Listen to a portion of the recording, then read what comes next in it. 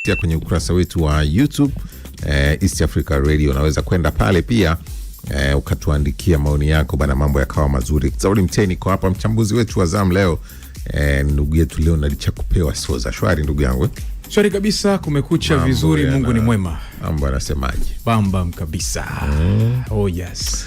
Bwana, tuanze kutazama taarifa nyingi kweli ambazo zimekuwa zikienea katika maeneo yetu ya Afrika Mashariki, lakini pia yale ya Afrika. Lakini taarifa kubwa kwa upande huu wa Afrika Mashariki ni kilichotokea nchini Kenya jana.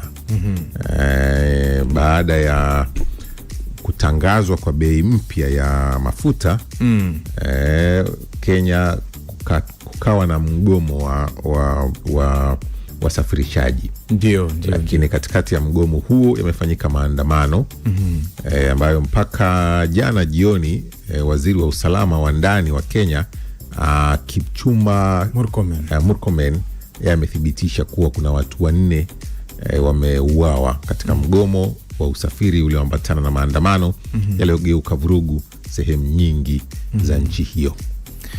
Kwa kweli hii ni moja kati ya mikasa ya kusikitisha, na inatokea katika kipindi ambapo hali ya mafuta dunia nzima inaendelea kutatizika.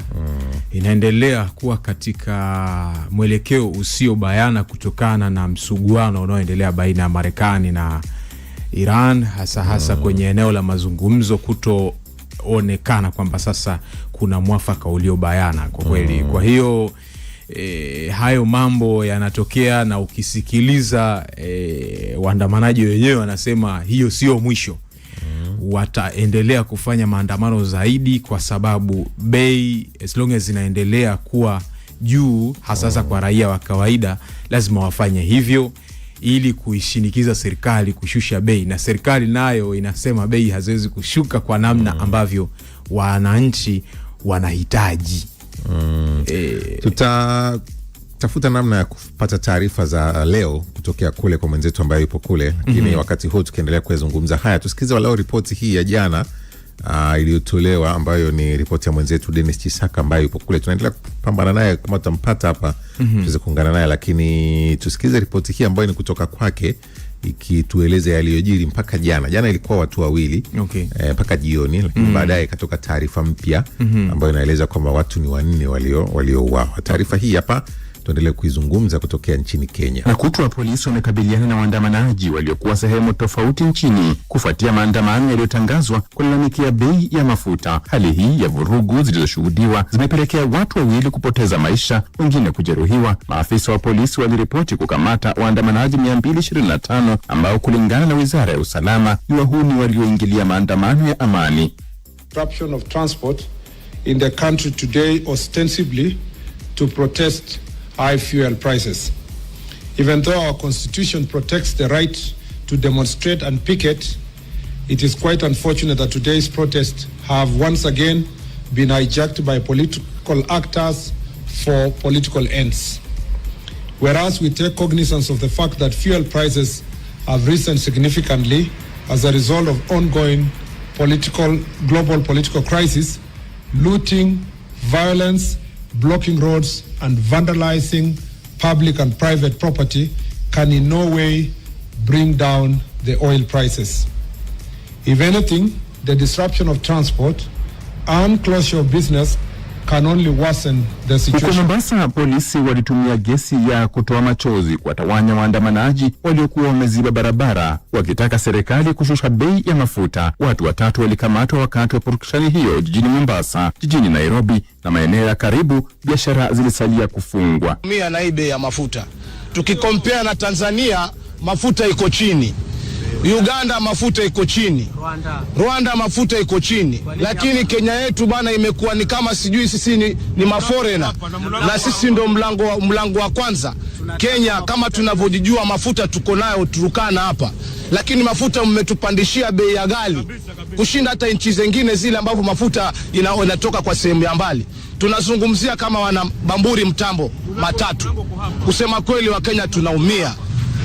And I'm a glaucoma patient. Huwa naenda Lighthouse monthly kuchukua dawa yangu. Sasa leo vile nimetoka tu nje, nilikuwa natafuta gari, nikaambiwa magari ziko kwa strike. Tukabebwa na private car, akatulipisha 400 paka Mtwapa. Na akatuambia vizuri kabisa, akasema ukifika Mtwapa kuna matatu utapata. Wewe usijali, ingia tu. Nikaingia, kufika hapa naona mambo sivyo. Sasa sijui nitafika hospitali vipi, nichukue dawa zangu. Hawa wakazi wa hapa wanapata shida. Sisi watu wa Mombasa spare parts zimezidi. Tayari bei ya mafuta imepanda juu kabisa. Na kila kukicha magari yanaharibika, barabara ni mbovu. Kwa hivyo tunaiambia serikali, tunataka hii barabara iishe haraka iwezekanavyo. Waziri wa Kawi Opiyo Wandayi amewataka Wakenya kudumisha amani wakati taifa linashuhudia maandamano kuhusu gharama ya maisha. Wandayi amesema serikali inaendelea kutafuta suluhu ya changamoto ya mafuta. Haya yanaendelea wakati Rais William Ruto yuko nje ya taifa la Kenya huko Azerbaijan kwa mkutano, huku viongozi wakuu serikalini wakiendelea kufanya mazungumzo jioni hii na wahudumu wa magari ya uchukuzi wa umma ili kutafuta suluhu ya changamoto hii. Haya, huyo ni Dennis Chisaka na ripoti kutoka Kenya. Umesikia kuhusiana na wanachokilalamikia, lakini pia majibu ya serikali.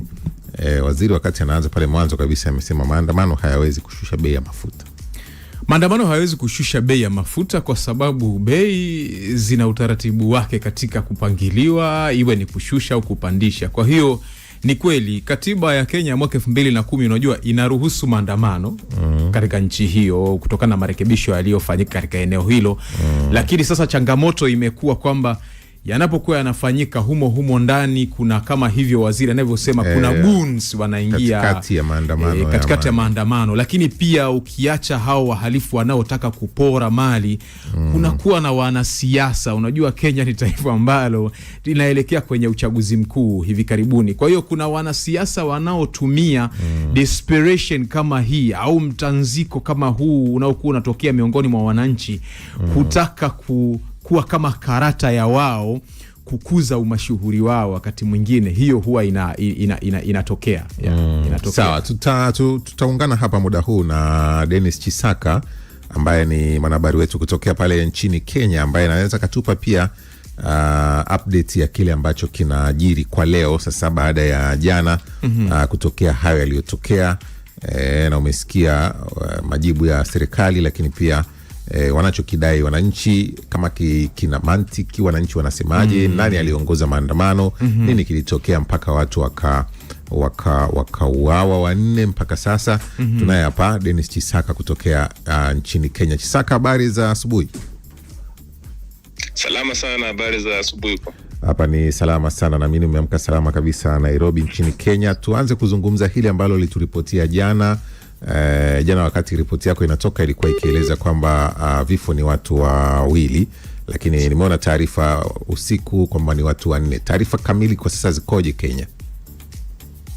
Naam, kweli taarifa kamili kwa sasa ni kwamba ni watu 4 ambao walipoteza maisha. Kumbuka jana wakati tunarusha habari za TV saa 1 kulikuwa na taarifa za watu 2, lakini baadaye ilithibitishwa kwamba kuna watu 2 ambao pia wamepoteza maisha katika kaunti ya Kakamega mmoja na kaunti ya Kiambu mmoja.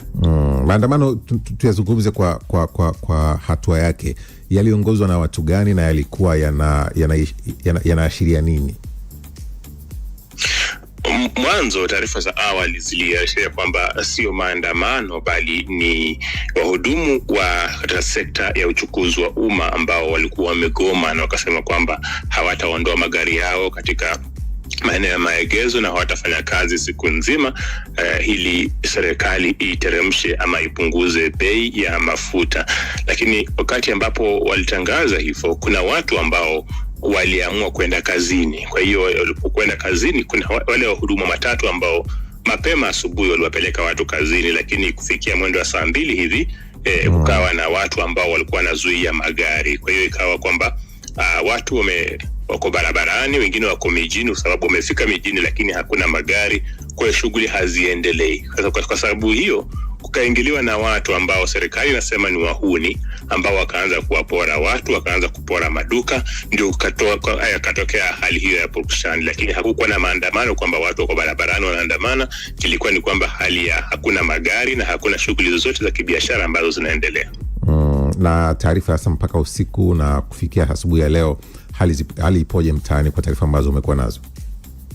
Naam, kufikia wakati ambapo tulikuwa hewani katika taarifa za EATV, ilikuwa kwamba mkutano unaendelea kati ya waziri wa fedha, waziri wa barabara na waziri wa kawi pamoja na wahudumu hao wa matatu, na mkutano huo uliendelea kwa takriban saa 4 hivi, na ilipofikia mwendo wa saa 4 usiku wakatoa taarifa za awali. Waziri wa fedha akazungumza, akasema kwamba tumefanya mazungumzo, tumeelewana kwamba tutapunguza bei ya mafuta ya diseli na kuongeza bei ya mafuta taa, lakini petroli itasalia vile vile, na bado kuna mambo ambayo tumeweka pamoja na tunaendelea kuzungumza, na tumeelewana kwamba shughuli za kawaida zitaendelea kesho. Lakini alipozungumza hivyo, kiongozi wa wahudumu wa matatu akasema hapana, hatujaelewana hivyo, unawahadaa wa Kenya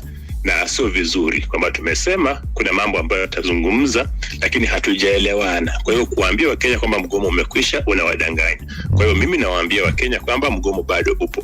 Kwa hiyo kukakuwa na shughuli, hali hiyo ya mvutano mbele ya kamera, viongozi wa serikali na viongozi wa hudumu matatu wakisema kwamba serikali inawahadaa, tumezungumza ndio, lakini hatujaelewana. Kwa hiyo Wakenya, kesho bado mgomo upo.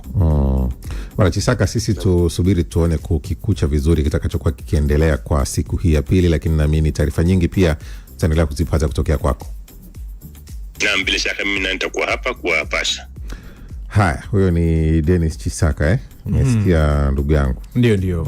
Taarifa mpaka jana, madhara ni watu 4, na umesikia Chisaka akisema mwanzo hayakuwa maandamano, na ndio maana nilimuuliza nani alikuwa anaongoza maandamano. Amesema hayakutangaza maandamano, ni mgomo uliokuwa unafanyika, na katikati ya mgomo wakaingia waporaji kwa mujibu wa serikali kabisa.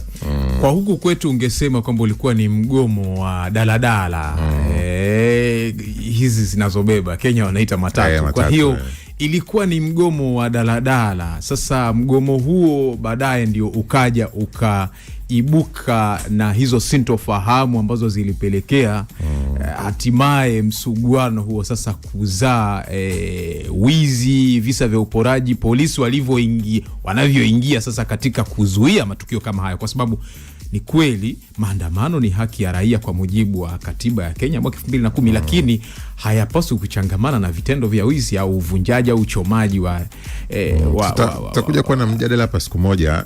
Tamani siku moja tuwe na mjadala wa kutazama, na jana niliuona sehemu hapa ofisini watu wakijadili wa kutazama baadhi ya mataifa ambayo yamefanya mabadiliko ya katiba zao, yakaruhusu baadhi ya vitu fulani. Tazama athari na faida zake. Tutakuja kuwa nao siku moja hapa, tuangalie athari na faida za hayo ambayo yamewahi kufanywa kwenye katiba za mataifa kadhaa yaliyotuzunguka, na kuona wamefaidikaje na namna gani imewagharimu pia. Na nikukumbushe Exaudi, hata yanayotokea Afrika Kusini chini ya mwamvuli wa kile kinachoitwa xenophobia ni matokeo ya mabadiliko ya katiba. Nasema angalia mzunguko wa maeneo mengi, utajiuliza kwamba yapo mabadiliko ambayo yalifanyika yakionekana ni ya msingi, lakini baadaye unagundua mbona kama yamefanya watu wameanza kubadilika hivi. Ni sahihi kuyazungumza, lakini kwa leo tunazungumza hilo la Kenya, na taarifa zaidi nyingi ambazo tutazidi kuzipata hapa sababu sisi tupo mpaka saa 3. Basi tutaendelea kucheki na wewe na kukupa kile ambacho kinatokea Kenya. Tutamani kukikucha. Umesikia Chisaka akisema mpaka wanaenda kulala jana hakukuwa na maelewano ya kwamba mgomo umeisha. Kwa hakika tutaangalia pia leo bado yako mengi sana kiendelea.